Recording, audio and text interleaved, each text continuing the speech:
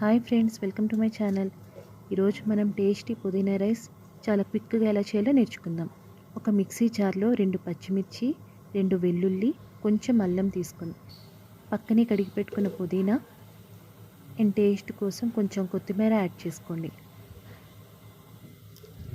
దాంట్లో లైట్గా water add చేసి మిక్సీ జార్లో మిక్సీ పెట్టండి.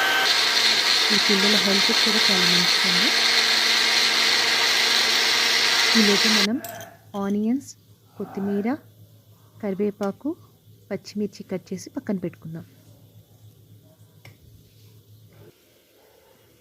ఈలోపు ఒక ప్యాన్ తీసుకుని కొంచెం మినపప్పు, శనగపప్పు, అలాగే జీలకర్ర, కొంచెం ఆవాలు, కొద్దిగా పసుపు, కొన్ని వేరుశనగపప్పులు,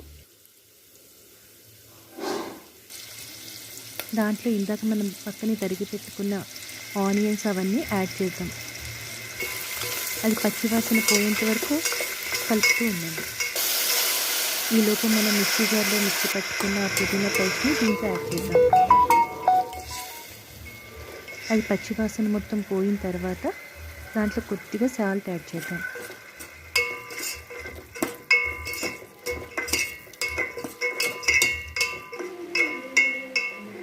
దాంట్లో రైస్ మిక్స్ చేసుకుని ఇలా సర్వ్ చేసుకోవటమే. అంతే అండి. ఈ పుదీనా రైస్ నచ్చితే లైక్ అండ్ సబ్స్క్రైబ్ చేయండి. Thank you.